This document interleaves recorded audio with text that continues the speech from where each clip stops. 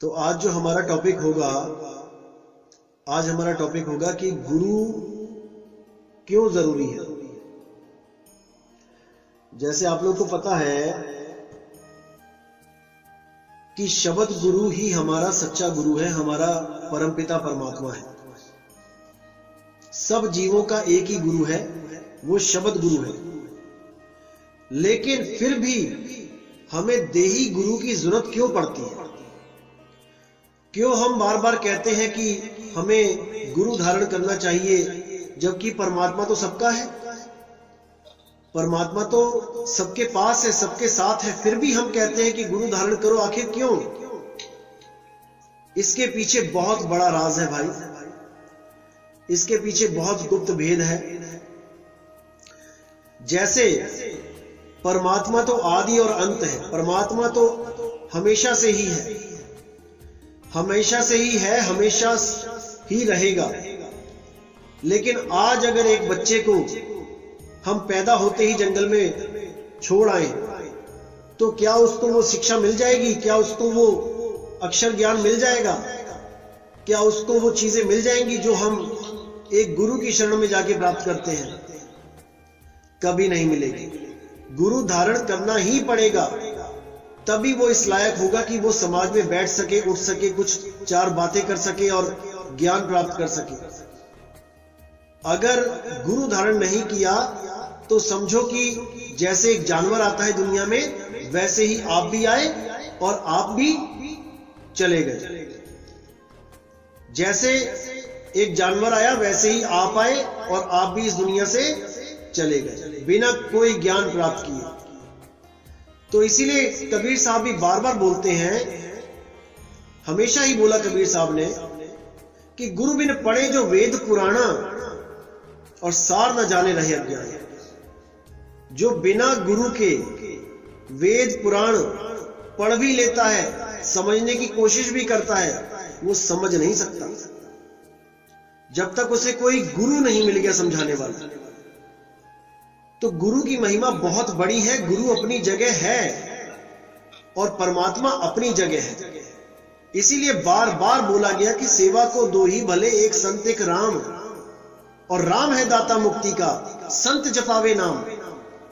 राम है दाता मुक्ति का बोला है, राम है दाता नाम का नहीं बोला है कि सब जीवों को आके वो परमात्मा नामदान बख्शिश करेगा। नहीं, उसने एक विधि विधान बना रखा है कि गुरु को धारण करो तभी परमात्मा मिलेगा, अन्यथा नहीं मिलेगा, चाहे जितना जोर लगा लो। कई लोग बहुत भ्रमित करते हैं लोगों को, गुरु की जरूरत नहीं है, गुरु तो परमात्मा होता है, परमात्मा ही गुरु होता है, ये संत तो बीच में कुछ होता ही नहीं है।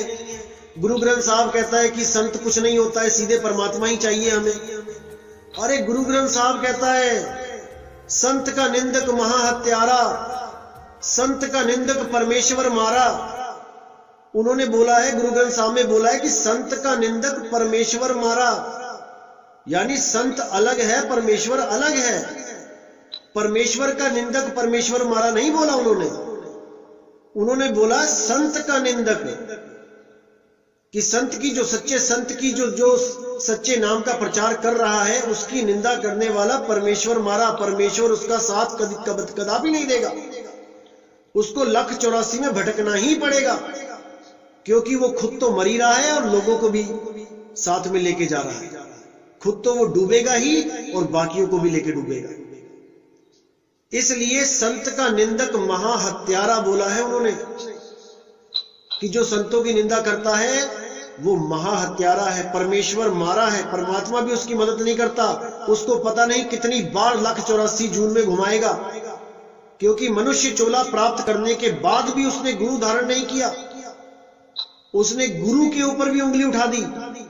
ऐसे लोगों को परमात्मा भी मदद नहीं करता, नहीं बख्शे जाएंगे। मीराबाई देख लो, मीराबाई रविदास जी के पास गई, उनको गुरु धारण किया। क्या मीराबाई का परमात्मा नहीं था क्या? वो डायरेक्ट नहीं मिल सकता था क्या उनको? क्यों रविदास जी के पास जाना पड़ा? क्यों दूसरी पातशाही को पहली पातशाही के पास जाना पड़ा? गुरु अंगद देव साहिब को क्यों नानक साहब के पास जाना पड़ा? क्यों 10वीं पातशाही को 9वीं पातशाही के पास जाना पड़ा?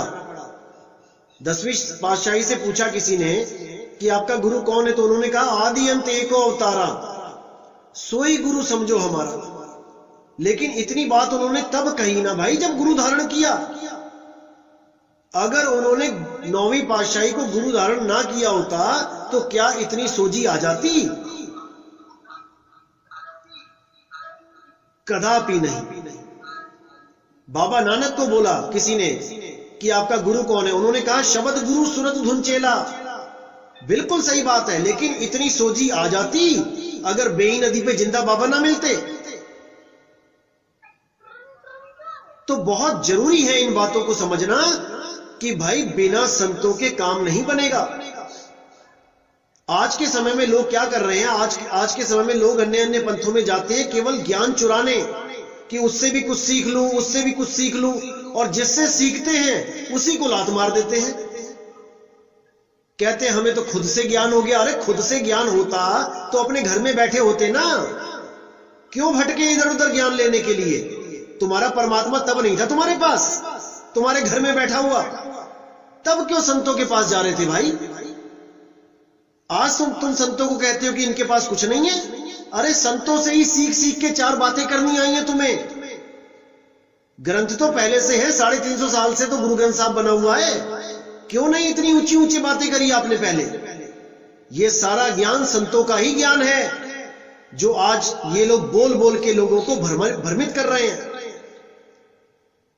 तो ऐसे लोगों से हमेशा बच के भी रहना है और ऐसे लोगों को सीख भी देनी है, धुतकारना है ऐसे लोगों को जो संतों की शिक्षा को चुरा चुरा के आज ज्ञानी बन के बैठ गए हैं, संतों को ही गालियां दे रहे हैं।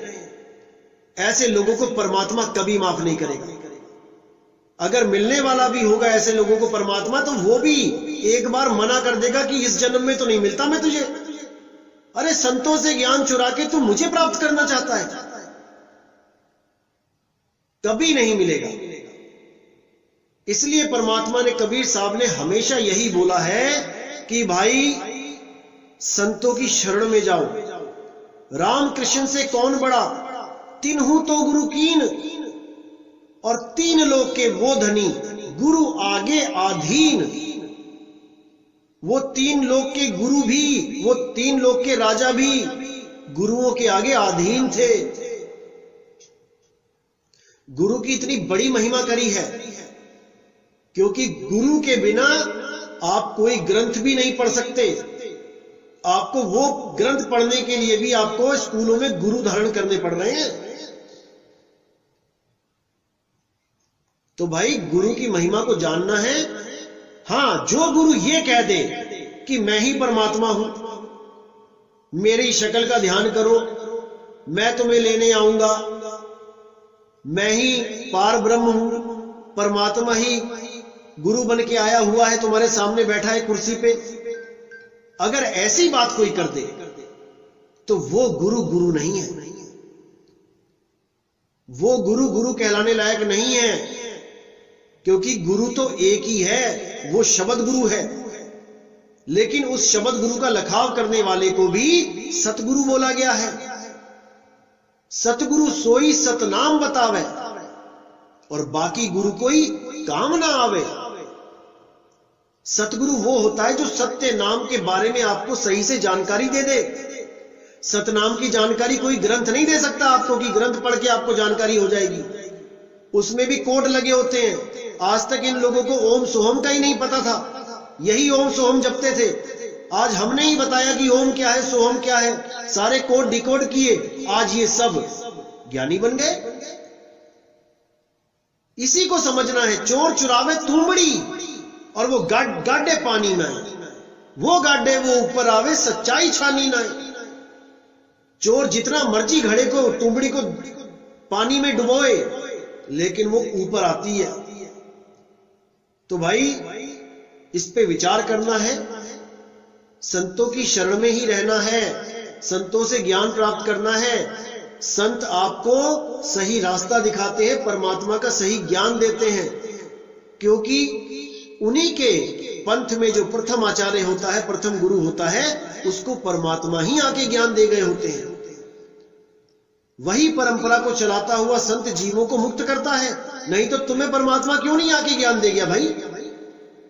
बाबा नानक को दे गए, रविदास जी को दे गए, धर्मदास जी को मिलके गए, गरीबदास जी को मिलके गए, तुम्हें क्यों नहीं मिलके गए? तुम भी फरियाद करो। तुम क्यों संतों के पास जा जाके ज्ञान चुरा रहे हो? करो फरियाद, बन जाओ गरीबदास, बन जाओ धर्मदास, लगाओ पानी में छलांग जरा अपनी बीवी के साथ। वो तो नदी में कूदने जा रहे थे। बनो मदन साहिब, उठाओ तलवार अपने आप को खत्म करने के लिए, बनो बाबा फरीद, बांधो जरा पैर में रस्सी और मारो छलांग कुएं में। क्यों नहीं मारते हो भाई? तो इसको अच्छी तरह समझना है। भ्रमित करने वाले हजारों आएंगे, लाखों आएंगे, लेकिन जो भ्रमित हो जाए वो परमात्मा का हंस नहीं होता। परमात्मा का सच्चा हंस वो होता है जो नीर क्षीर का निबेड़ा करता है, जो सत्य असत्य का निर्णय करता है और सत्य पे अटल हो जाता है। जब सत्य पे अटल हो जाता है फिर उसको और कुछ नहीं दिखाई देता, फिर उसको केवल सत्य दिखाई देता है। और दुनिया की कोई भी बड़े से बड़ा कंप्रोमाइज करने के लिए वो तैयार होता है सत्य के लिए। वो सत्य के लिए अटल रहता है, उसको जान की भी परवाह नहीं होती। 9वीं पातशाही गर्दन कटाने के लिए चले गए दिल्ली, 5वीं पातशाही तत्ते तवे पे बैठ गए सत्य के लिए। ईसा मसीह क्रूस पे चढ़ गए, मीरा ने जहर पी लिया, सुकरात ने जहर पी लिया, कबीर साहब को 52 कसनियां करनी पड़ी, बाबा नानक को जेलों में डाल के चक्कियां चलवाई, तो क्या कुछ नहीं किया सत्य के लिए। और ये लोग कहते हैं कि संत कुछ नहीं होता। अरे भाई, संत है तो सब कुछ है। संत ना होते जगत में जल मरता संसार, आग लगी भाई गगन में, झरझर गिरे अंगार। यहां पे ये नहीं बोला कि परमात्मा ना होता जगत में, संत ना होते जगत में। कौन है संत? जो सत्य और असत्य का निर्णय करते हैं वही संत कहलाते हैं। झूठे संतों के लिए नहीं बोला यहां पे, जो लोगों का पैसा इकट्ठा करके अपने मकान दुकान बना रहे हैं, गाड़ियां खरीद रहे हैं करोड़ों रुपए की। लोगों का पैसा लोगों में ही लगाना है, अपनी बिल्डिंगें नहीं बनवानी है। जो अपनी बिल्डिंगें बनवाए वो संत नहीं है। लोगों का पैसा लोगों की सेवा में लगाना है। मर जाऊं मांगू नहीं अपने तन के काज, और परमार्थ के काज में मोहे ना आवे लाज।